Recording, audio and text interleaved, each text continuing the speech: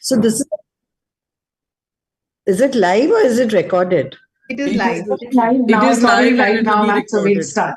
Yeah, it'll be recorded also. Meaning it's live with the audience. Yes. Good afternoon, everyone, and welcome to another empowering edition of the Vibe Live, a Hexalog. The Vibe, which stands for Women Inspire, Build, and Enhance, is a platform dedicated to fostering women's excellence. It brings together women doctors from diverse specialties to share knowledge, leadership experiences, and personal journeys that inspire growth and collaboration. The fundamental pillars that form the Vibe are physical well being, mental health, financial wisdom, and professional excellence. Through various conferences, forums, and mentorship initiatives, the Vibe strives to build a strong community of women professionals who uplift one another and redefine the landscape of healthcare leadership. I'm Dr. Ritu Johri, consultant diabetologist and metabolic expert practicing in the western suburbs of Mumbai. I'm privileged to have a unique, diverse background with a decade and a half spent in pharmaceutical industry, working behind the scenes of drug development, and now into clinical practice for almost 5 years on the other side of the table, treating diabetes, thyroid, and obesity. Besides our two clinics in Kandivali and Malad, I enjoy applying my past learnings from the pharma era. But what brings me most pleasure in sharing is the introduction of this excellent initiative, The Vibe, as a founder of one of its kind platform that targets fostering women excellence. With that, you can all see we have our team waiting for you. Let me introduce you to our team Vibe. Lutika, over to you. Hi, I'm Dr. Lotika Purohit, a diabetologist and a lifestyle medicine physician practicing for the last 3 decades in Colaba. I'm also attached to JJ Group of Hospitals as a visiting faculty. Besides that, I'm also a wife of an entrepreneur diabetologist, as well as a mother to an artist and an entrepreneur. I love to travel and eat good food wherever I can. I hand over now to Kavita, Dr. Kavita. Hi, good afternoon. I'm Dr. Kavita Rane. I practice at Chembur as a diabetes and obesity specialist. I'm the director of operations at Rane Hospital in Chembur. I also practice at Apollo Spectra and Inlax General Charitable Hospital in Chembur. I am an avid photographer. I've had my exhibition at Jahangir Art Gallery. I love to draw, sketch. I love abstract art and visiting art galleries. And I love to be part of this vibe. So over to you, Dr. Pranjali. So good afternoon, everyone. Good afternoon, ma'am. I am Dr. Pranjali Shah, Director and Chief Diabetologist at iHeal and Act Diabetes Clinic. It's a tertiary care center in Mulund. I love treating young diabetics and patients and pregnancy diabetic patients and help them living healthy and live stronger. But if you don't find me in my clinic, you can see me. I'm doing farming, I'm hiking, playing with my kids, or I'm a state level badminton player. So whenever I get a free time, I would love to play badminton and engage into physical activity. So over to you, Dr. Rukia, for your intro. Yeah. Hello, everyone. I am Dr. Rukia Surya Sheikh. I'm a diabetes, thyroid, and obesity specialist, also practicing in Mulund alongside Pranjali for the past 1.5 decades. Beyond the clinic, I love to work out. I love my exercises. I enjoy playing carom, and I love to have these meaningful conversations that spark both laughter and thought. And recently, I have discovered this joy of painting, my little escape into color and calm. And it's truly inspiring for me today to be among these women here who heal others daily. And they still manage to bring color, to bring strength and heart in everything they do. Thank you. Welcome everyone here.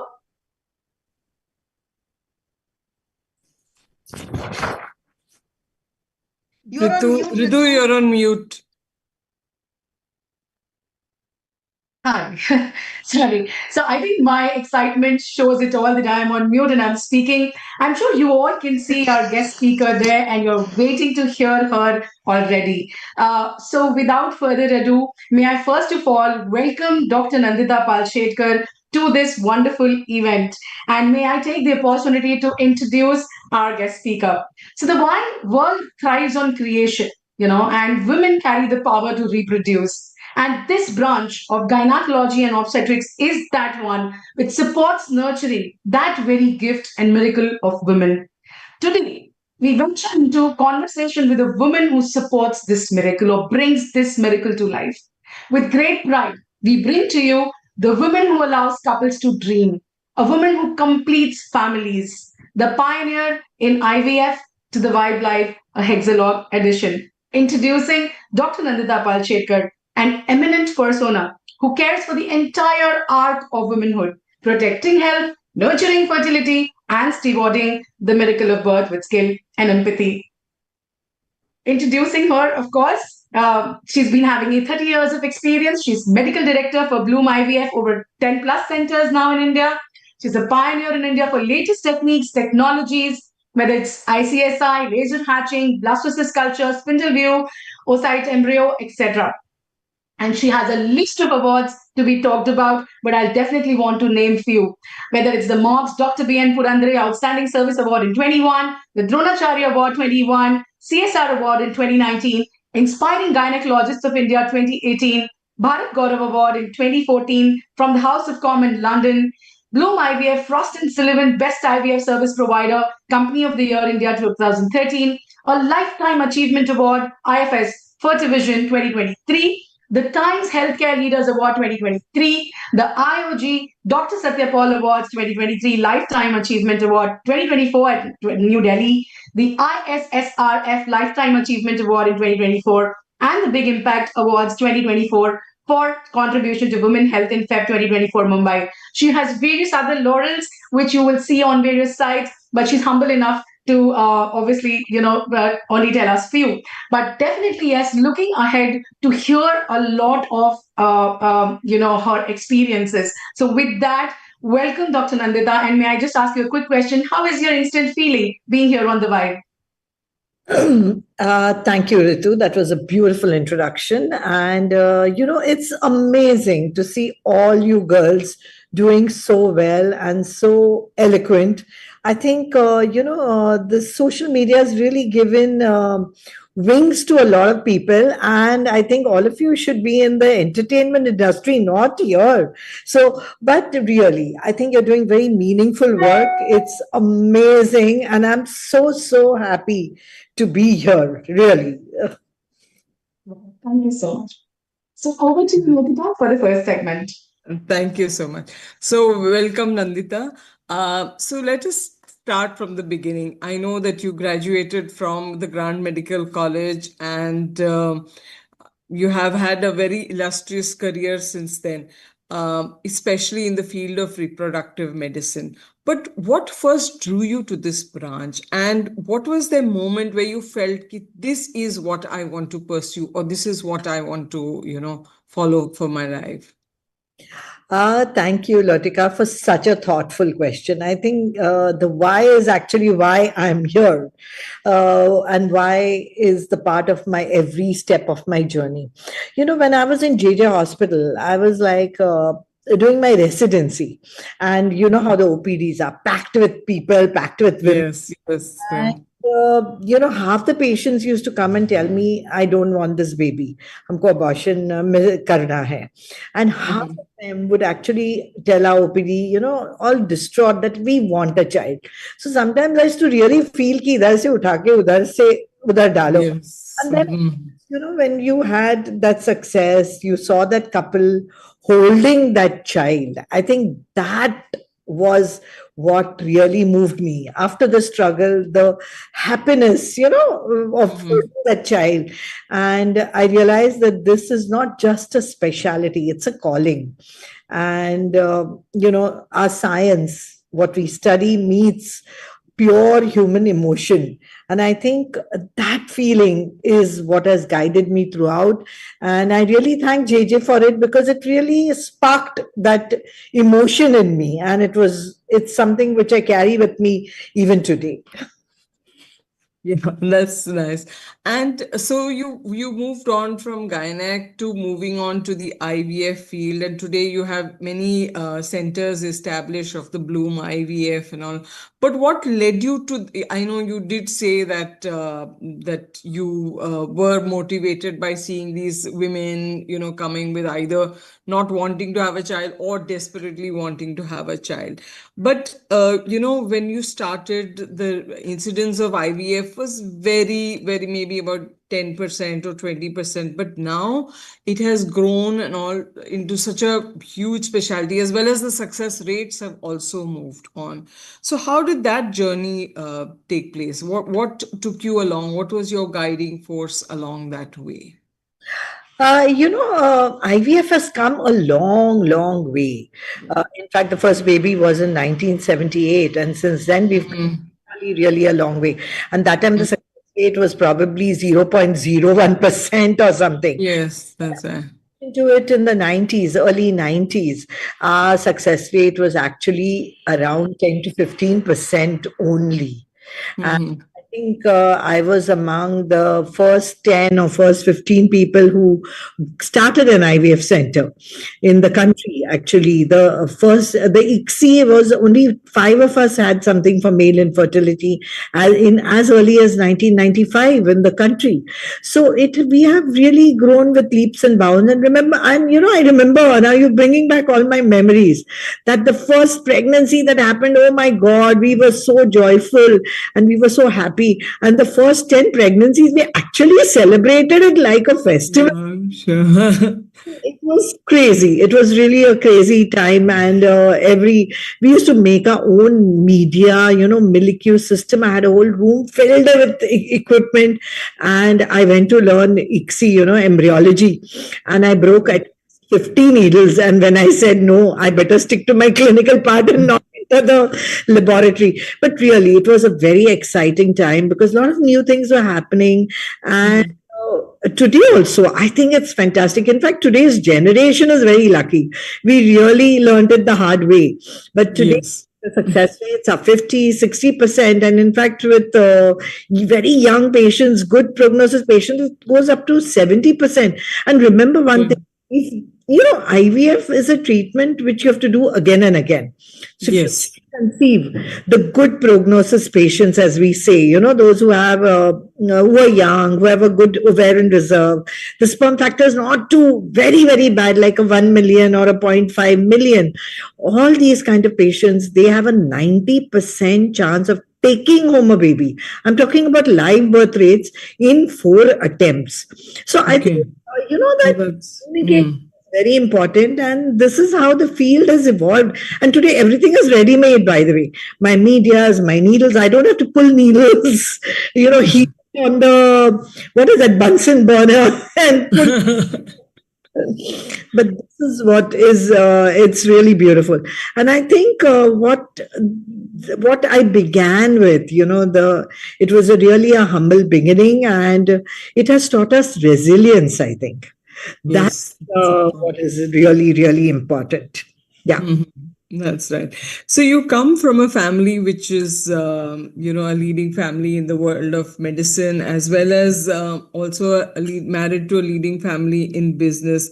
So what about financial literacy? When was your first exposure to financial literacy, and how did you then plan to use the knowledge to create your centers and Latika, I don't think I have financial literacy even today, but it's all, how we doctors are. Counting money also have to count it 4 times to see. Yeah. That. I think, what you mean is, how did I come to build these? Yes. Today, I have 11 centers all over the country. And yes, I think it was passion and determination initially. Began my journey. And then, I think around about 7-8 years down the line, I realized that a lot of patients are coming from Delhi. It was like crazy, the amount of patients who would fly down to Bombay to visit me at Lavati Hospital. So then I thought, then me and my partner, we actually decided that let's go to Delhi. And, fortunately, with the legacy which I have, there were a lot of contacts, a lot of people. And one of my father's friends, Batra uncle, I used to call him, he had a hospital in Delhi, and he was a trustee with our hospital. And then we went and we approached him. And believe me, it's not just because he was my father's friend, but we went through a very rigorous kind of interviews and stuff. And we started the first center in Delhi. And I think that is what happened. And also the background of getting married into a business family. Mine was an educational family first. The business family, there were discussions at the table. I was only doctor in that family. There were discussions at the table about strategy, financial planning, and all that. And I think we are intelligent human beings, doctors. So Yes. we absorb a lot, and that really did kind of help me. And my husband actually invested in me. I but he gave me his, it's his investment which has grown. I said, you could not have invested in any bonds and got this kind of return. Yes, I'm sure. So what would your one-line advice be to young women, young doctors who get intimidated by the business side of medicine? I think, first of all, we have to wake up, because if we don't wake up, the corporates are going to swallow us, because the corporates have entered this health business. So I would just tell the young girls that don't be scared. We get scared. Can I do it? Can I take the risk? I think it's very important to kind of own it. Kind of, learn it first and then own it, because that will give you the confidence, and it'll make you. So learn it and own it. That's what I want to tell all the young girls out there. Yeah, that's very nice. That's a good piece of advice. Now I hand over to Dr. Kavita Rane for the next segment. Yes, Kavita is from DY Patil. So, mera bacha hai wo. Sorry, Kavita. Go DY! Go DY! Yes, ma'am, always. DY has taught me so much and it has changed my life, ma'am. And I'm able to change so many other lives. So, thank you so much to DY Patil University. So, on that note, ma'am, the next segment is on art, science, skill, and social media. So, ma'am, do you believe India is now at par with the West when it comes to ART techniques, technology and outcomes?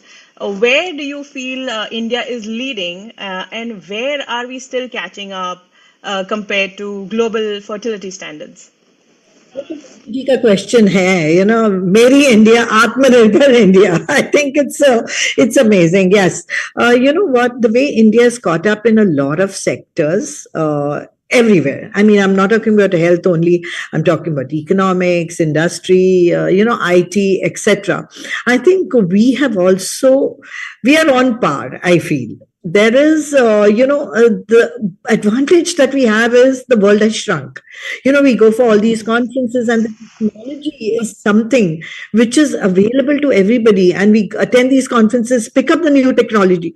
And, also now, the industry knows that we are knowledge opinion leaders, and we are the ones who would invest in their technology. So they come with anything new that is launched abroad or is going to be launched abroad is actually brought to me. They come and they say, Madam, this is the embryoscope. This is a time-lapse machine, and it is fabulous. And the economics has also changed. We are able to invest in it. And I think with all the help that we get from our country, the financial institutions and all, we definitely are on par. I mean, there is no question. A lot of patients who come from America, UK, Australia to me, and they have attempted 3-4 attempts over there, and they've come to India and they've conceived and gone back with a baby. Let me tell you, one of the patients where she came from America, she did not have a single embryo which was normal. And not a single embryo was normal. When she came to me, I said, look, I don't want to do genetic testing. Let me do my time lapse and other technologies which I have. And we did it. And you won't believe it. That was intuitive. But today there is a paper which was published, I think about 3 or 6 months ago, which actually said that testing of the embryo sometimes creates an aneuploidy. So it's not a common occurrence at all. But the environment, I always believe that the 5 pillars of, IVF are food and nutrition, exercise, mental health, and our medicine. And I think if we take care of those 4 things, especially when the girls come to their house, they're alone there, have a mental support there. The family is all together. We are very lucky in India to have, even your friend will come and help you out. busy enough to ask you क्या चल रहा है कौन से doctor के पास जा रही हो. I mean, there are no boundaries, I know, but sometimes I think it's also good because it gives you that you have a village working with you. So it's really nice. And these girls come to Bombay and they conceive. The only thing that I feel lacking, to answer your second question, is that the regulation and units, but I think the regulation, we've just passed the law in 2022 and I've been 15 years. And the law was passed in 2022. The law of changes that need to be done, but and the equality of the centers, the quality of the centers will definitely improve. The only problem, as I said, I was one of the 10 centers which began IVF. Today how many centers have registered in the ART law clinic? All over. Lot. Even you only, I think, about 1,000 centers, or maybe this is the scale of work and the opportunity which we have in our country. So that is very true, ma'am. And it is a lot of effort and work. It is a teamwork, literally, quite literally. Without that, nothing is possible. And like you said, the village is necessary, and the 5 pillars that you mentioned. So speaking of mental health, ma'am, for you, you wear so many hats like surgeon, teacher, innovator, director, influencer. So how do you practically fit all these roles into one day without exhaustion or burnout? What habits or support systems keep you centered amidst all this and such a demanding professional life? You know what? This is what I love about the profession. Being in IVF has given me the opportunity. Actually, I love my surgery, so I'm a surgeon. Yes, I love to teach. I've taught thousands of people and thousands of gynecologists. I mean, I just adore teaching. Innovation, yes, a lot of innovation has been brought for the first time to this city, to this country. And I think IVF is full of innovation. Right now, what we're doing, I mean, the world, from your Tell us. eggs, so you won't need an ovary. And they've actually created mice litter. Can you believe it? So that's Really? part of Wow, this is next level what I'm listening to. the director of the centers. I think, I love throwing my weight. Yeah.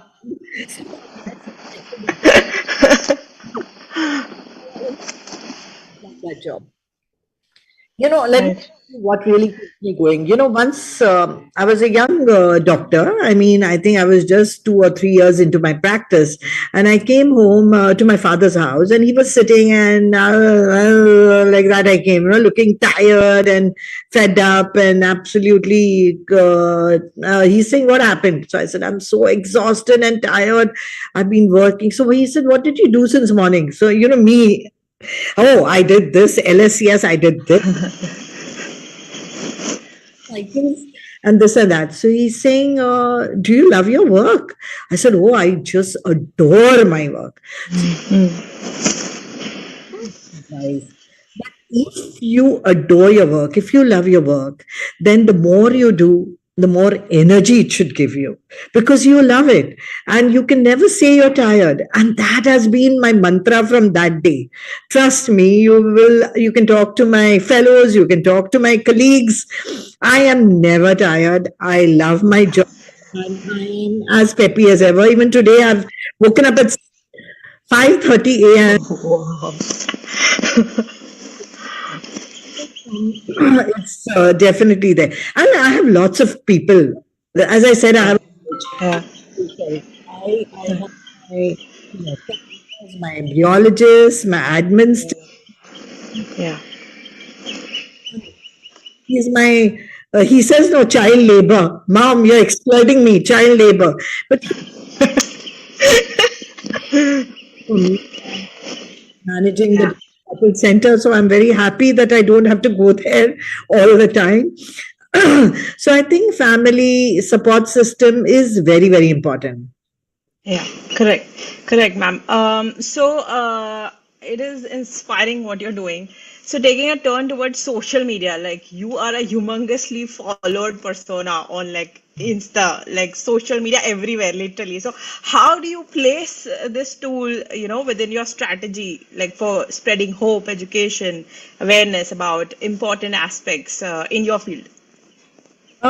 Social media is very important. I think this is a question you asked me, which is very important. See, we are into education, and I think education to the people is very important. And you have to go where the people are, and the people are all on social media, as you know. So I think of social media as an extension of my consulting room. When a patient comes, I talk to them, I explain to them. There are lots and lots of patients who cannot reach my clinic. So, yes, this can prove like a really beautiful because, when I talk about simple things like what is AMH or, I do myth busting a lot. It's about PCOS, about IVF, about a lot of things. And people says, oh my God, we didn't know this was it. I'm so glad all Yeah, these yeah, things keep us going. And that is really the beautiful part of social media. And the empathy. I think empathy is very important. And, that's what touches me most.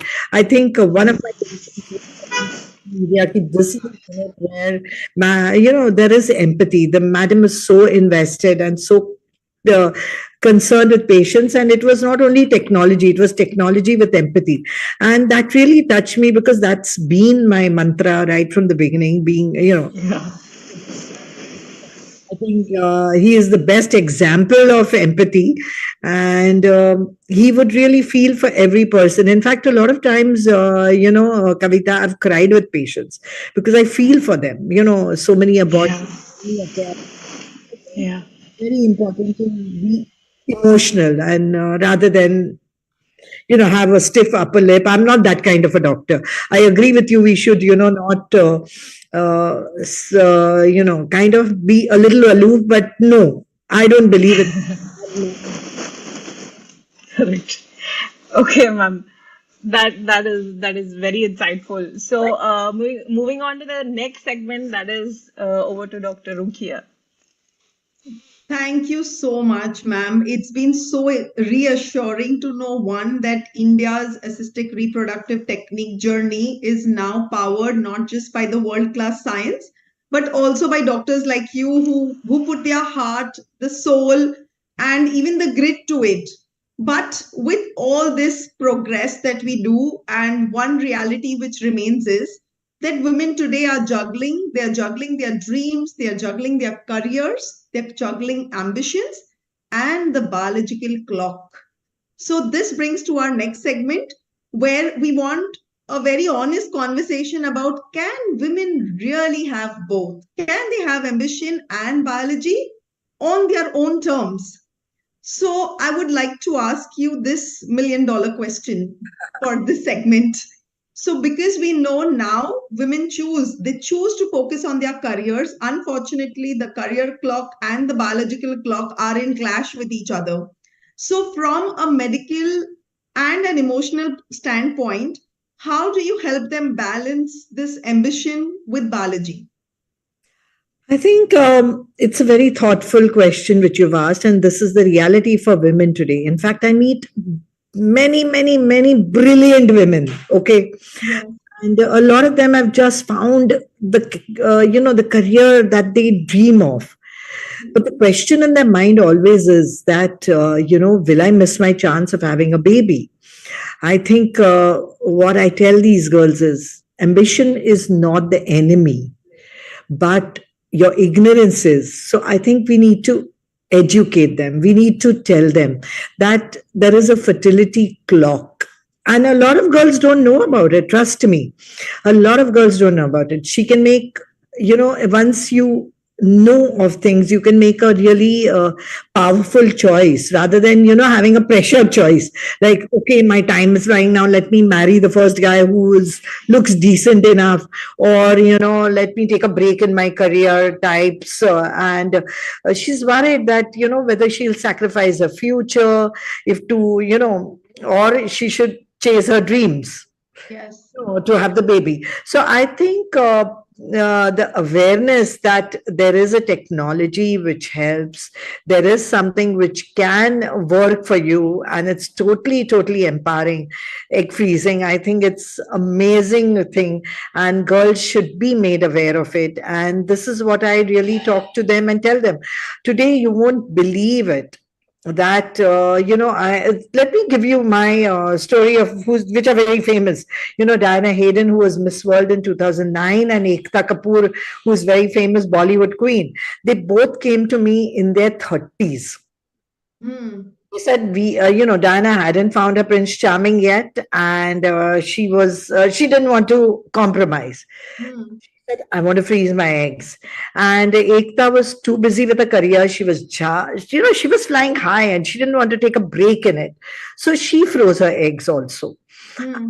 After the age of 40, both of them, Diana had 3 kids out of those frozen eggs. Ekta's had 1 kid, and you can see how their lives changed. They did not have to go for egg donation or anything, because 40 plus, the fertility really declines. And this becomes a very powerful tool to help them achieve what they wanted, to empower these girls also. Wow. So, ma'am, you just said that egg freezing, now that everyone is talking about it very openly, and you're talking about these things which have been there years ago. So, do you see that it's an empowering tool, or only for some women that, some certain kinds of women should consider it? Rukia, that's such a relevant question today. I think every woman should be aware of egg freezing and should utilize it if needed, because it's genuinely empowering. I have at least 4 to 5 girls every for egg freezing. And once we've got the eggs out and we've frozen them, you should see the relief on their faces. Me, and they say, thank you, doc.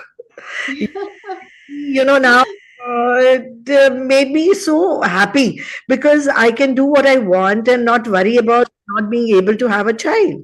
I think they just liberated by that decision that they don't have to take it now. It can wait. That whole pressure just feels off with the egg freezing. Yeah, you won't believe it, when Diana Hayden came out in the open and talked about it when she had a child. Mothers brought their daughters to me. Mothers. They said, okay, we want to freeze our eggs because this girl wants to go abroad for studies. By the time she comes back, she'll be pretty old. Wow. It's really amazing what education, what information can do to people, and influencers. As you said, the influencer, I mean, all these people in entertainment are influencers. They have a lot of following. And I think you girls are also becoming very influential now. And I think you touching on these important topics like women empowerment, and even, of course, the medical issues is amazing. So my hat's off to. Thank you, ma'am. So would you say, because there is a growing belief that people say that, oh, IVF is always an option later. So what are the myths around it? And, what is the honest truth that every woman must know before she thinks about it? So let's look at IVF. It has definitely expanded the choices for women. I mean, no question about it. That you can put your fertility on hold. You can have a baby when you want. And in the olden days, if there was a male factor, there was no treatment. IVF has definitely helped those people with multiple abortions. Previously there was no treatment, but now we can do genetic diagnosis and get this girl pregnant. There's immunological therapy. There is so much which IVF can offer. But honestly, what I tell girls is that, yes, it has given hope where, no hope existed, but it's not a pause button. on your fertility. You should not think, oh, there's IVF, so let me pause my fertility and not do it. I think you should have your child when, if you can, at the right time. And I know I've really been killed for this. 27 to 29 is what I really promote, that you should have a child naturally. So frankly, even egg freezing should be done at that stage, because the egg quality is so good at that point. So I think IVF is very powerful, but the timing is everything. Because if I do IVF at 40 and if I do IVF at 32, there's a world of a difference in the pregnancy rate. So yes, IVF is everything, but timing is very important, and the age of the girl. So you feel that even if modern techniques are giving women flexibility to wait, or should this early family planning or fertility preservation? If somebody walks into your clinic that I'm 27, should I go ahead, have my first child? Generally, I guess post MD, the doctors are also 27, 28. So should I go ahead, have my first child, or get my egg freeze, go ahead with my career, do it, or I'll talk about it, egg freezing later. I'll go ahead with IVF when I need to do it. I don't know if I really want a baby or not. So I think nowadays people are not even sure whether they want a baby or not. Exactly. So you won't believe it. One of my friend's daughters came to me some months ago and said, Auntie, I want to do egg freezing, but I mean embryo freezing. She's married, but we are not sure we want to have a child. But we thought Nandita auntie is in our backyard, and if I don't utilize these services, and at 40 I feel like having a child, I better do it. I think it's also a very important aspect that you should freeze your fertility. All the doctors, all the young doctors that have your child as soon as you finish your MD. Because you know what, your career has to take off after that. So finish with your childbearing. And today, we all mother-in-laws are very young. We may not be young in age, but we look young and we have enough energy. So we out. I think we can help each other out, and there is a lot of help being a woman, you should not think, hey, I don't want to ask for help. I am self-sufficient. I will do everything myself. No, darling, ask for help, because you can achieve much more with help. So I think this is also very important. So yes, to answer your question, if your career is just beginning and you can have a child, please have it. Okay, but yes, a lot of girls get married later and their careers are, they're in midway in the careers, I think, and they want to know their husbands better. It's important to know whether, how is everything, how's the family, etc. the first year. So if you're older, and you're going through this phase, I think freeze your fertility. Nice. Ma'am, thank you so much. You've been so candid and so honest about saying, and not like, the gynecologist is like, oh, come for IVF later. It's so honest that, please bear your child in the right age. And if not, I'm there to help you if you ever need me. Yeah. So, that is a great thing. Thank you for this. And over to Dr. Pranjali for the next segment. It's me. That's okay. So, I think, we are all having goosebumps right now, hearing you, because it's lovely to hear the stories, and, whether it's Taina Hayden or Ekta Kapoor or, any girl down the lane who's been there, come with some dream and got what she wanted from you. So, my segment talks about leadership, vulnerability, and women's sisterhood. I'm sure a topic very close to your heart. Your contribution to the She's Ambassador program in 2017, which is, of course, very well known, has impacted 50,000 young girls across Mumbai on effective leadership and health awareness.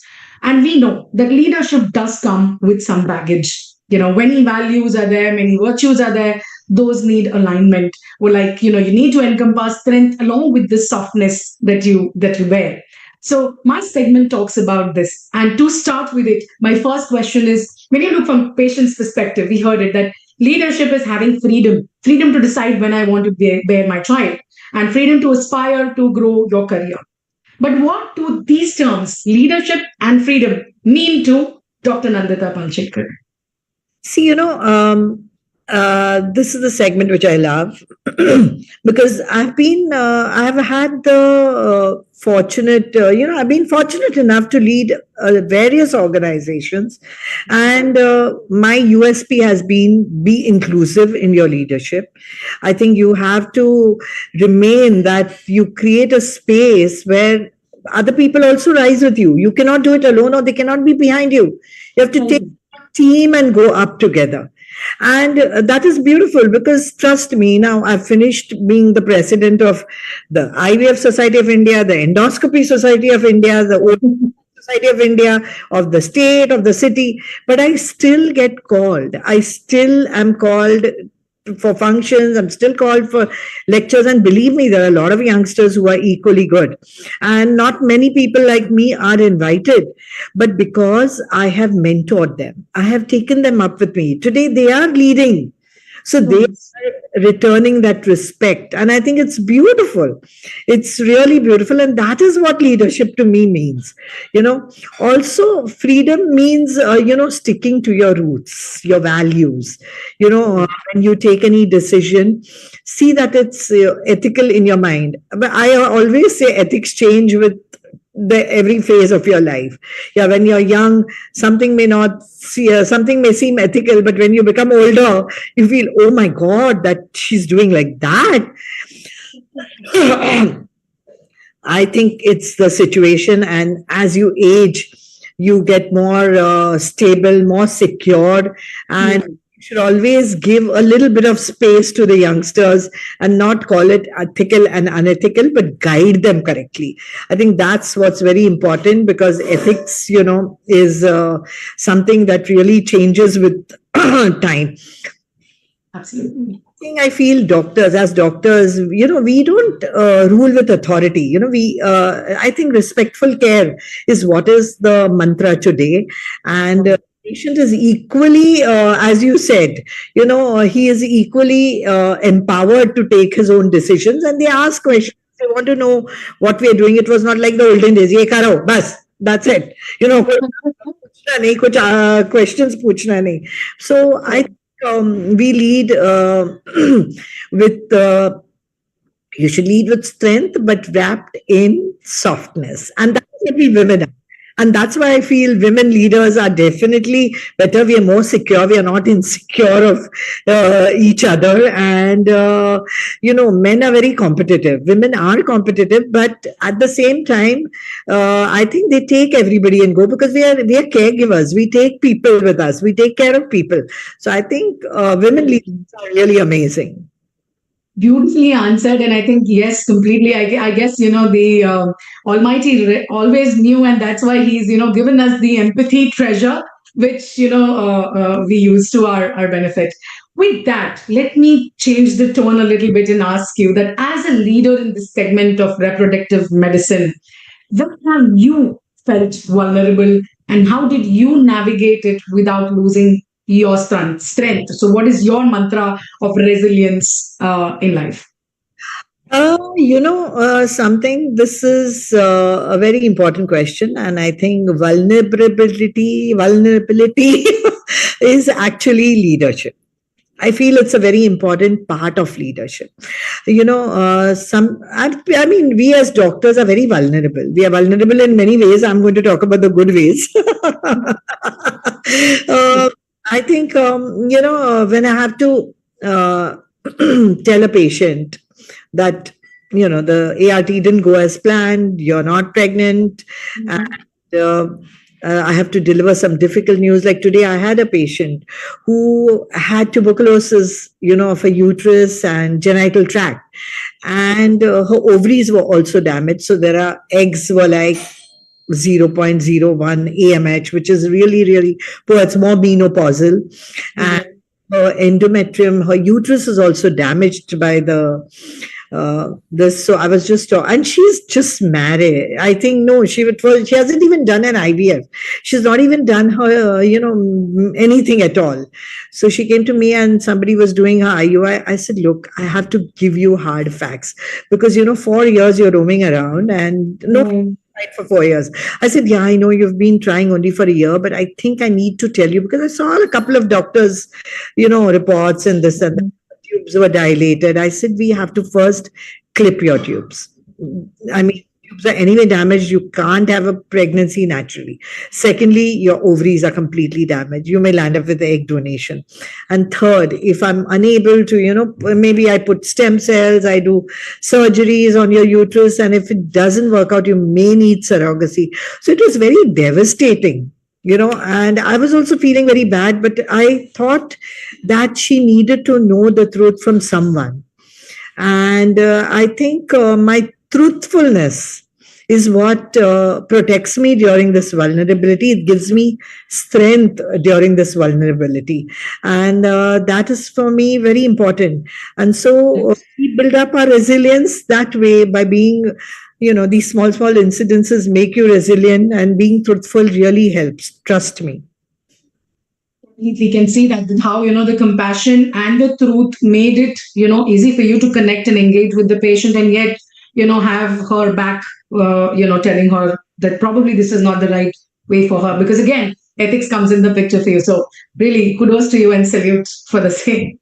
My next question is, are there any cultural or institutional silences, like, expectations of, say, grin and bear it, you have to do whatever it takes, or emotional labor, work-life balance, that female gynecologists often navigate but do not articulate? Have you ever felt being judged, stepped differently just because of your gender, especially in a high-powered specialty? I think this is something which all women, I think all of you also must have experienced quietly. In our medical profession, I think women often carry the burden of the gender. We are judged, we are compared, and that, tag of blonde bimbit. Yeah.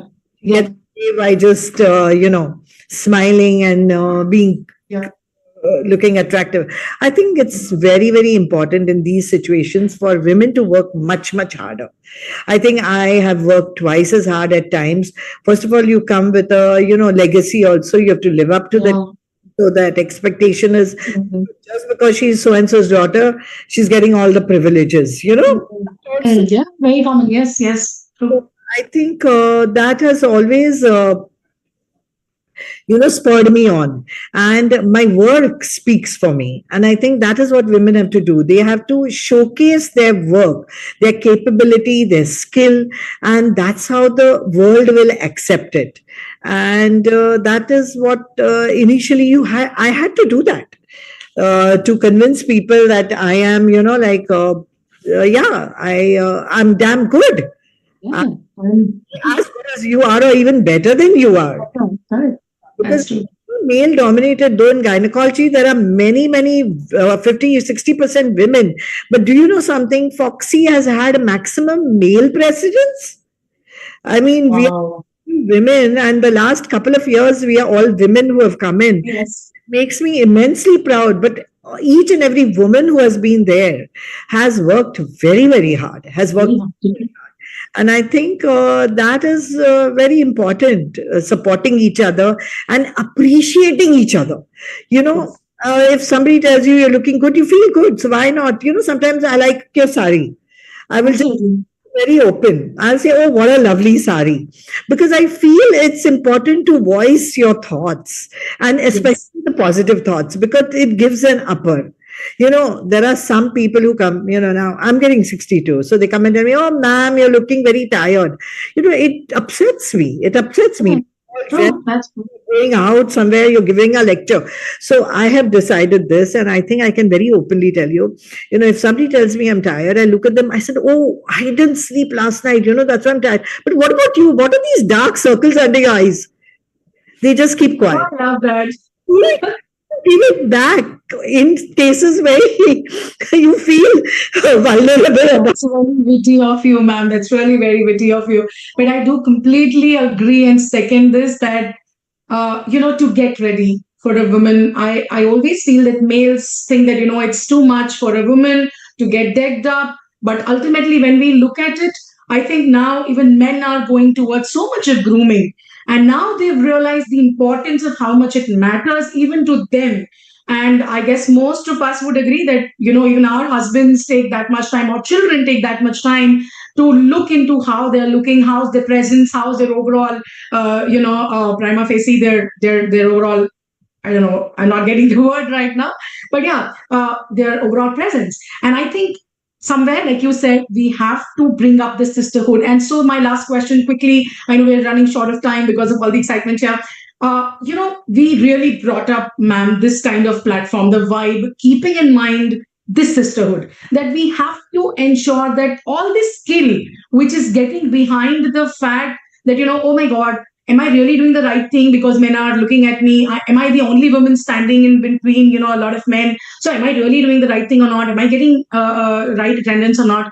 And I guess that is where we wanted this platform to shine. What is your idea on the role of sisterhood in empowering women? You've already answered that, but just a quick one-liner from you. It's our strongest support system, and sisterhood means women supporting to lift each other. Remember that. I think that is what I really want to, echo over here. Thank you so much. I'll shift quickly gears to Rukia, to Pranjali. Over to you for your segment. Thank you so much, Ritu, and thank you so much, ma'am. It was such a wonderful session. And so now you were answering Dr. Ritu's question about caregiver, right? We have already always trained about caring for others, caring for our home, families, kids, but we normally neglect our health. And so the next segment is about women's health and unspoken challenges, the silent thread. And this is really close to my heart. And in this segment, we'll be talking about connection between the metabolic health and the reproductive health. So, ma'am, we know while there is a tremendous fulfillment in this field of gynecology, and there also exists some invisible pressures. What are the unspoken challenges that you feel female gynecologists quietly carry? As you said, multitasking. Okay, I'm multitasking in a different way. I don't have home pressures.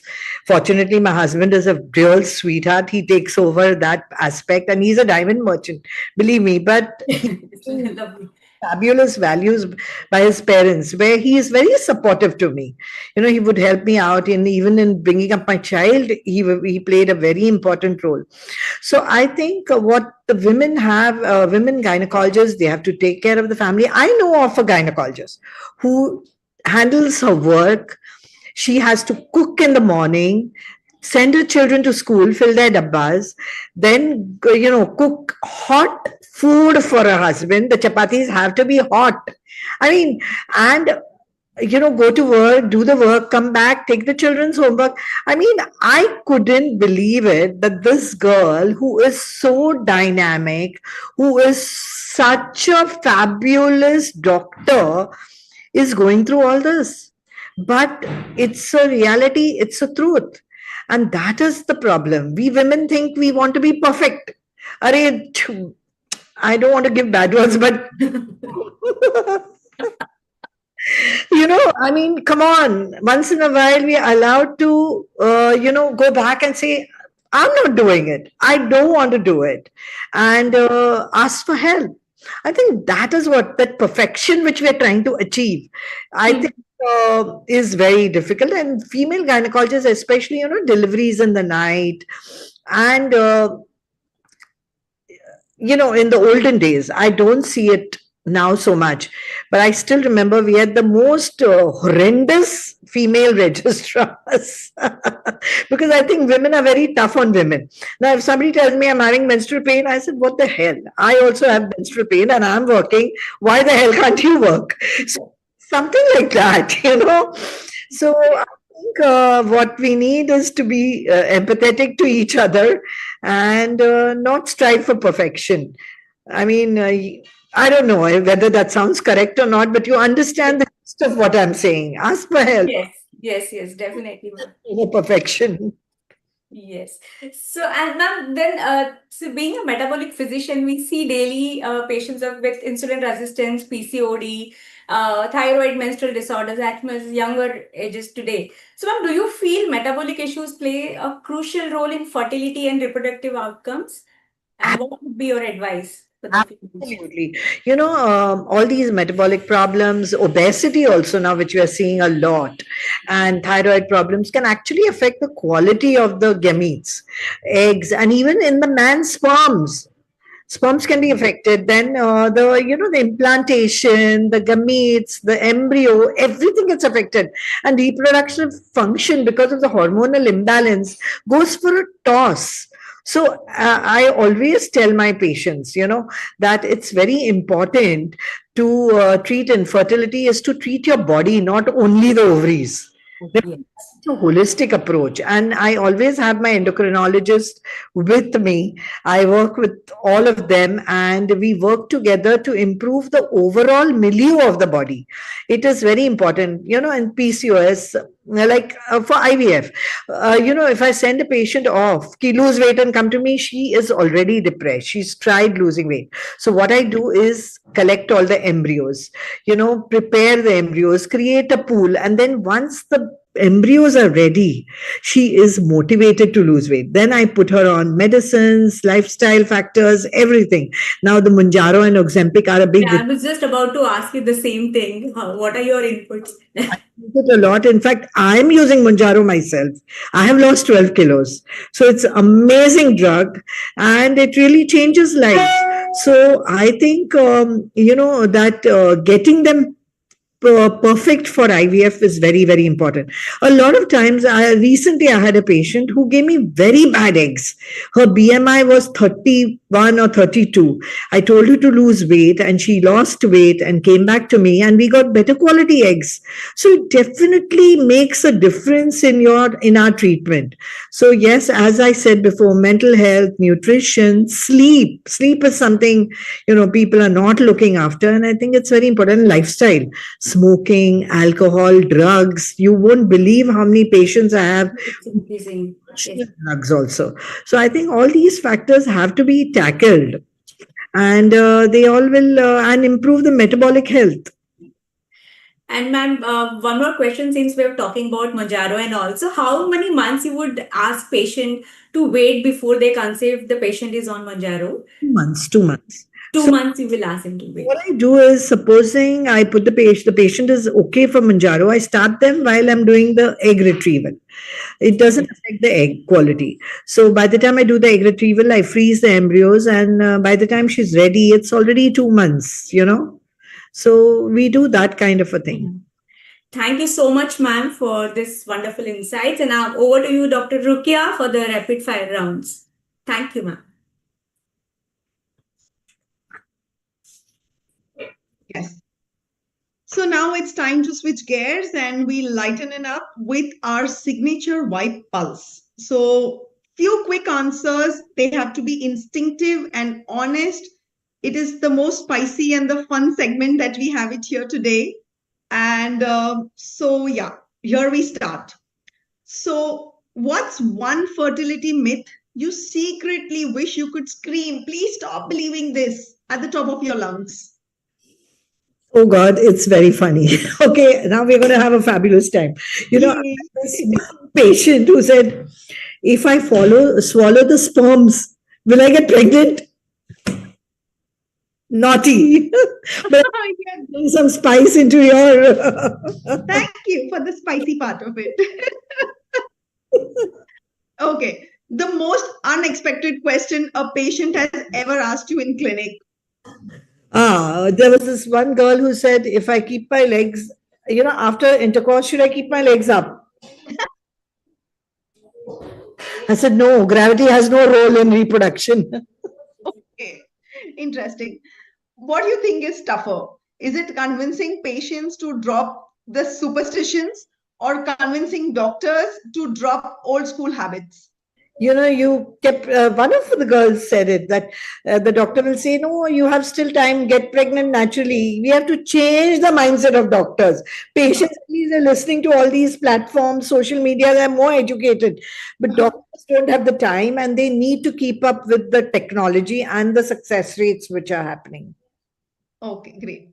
A doctor hack you used to survive on hectic days. Is it the chai? Is it music? It is humor? Or is it a chat with your bestie? I think first is a chai, Okay. definitely a chai.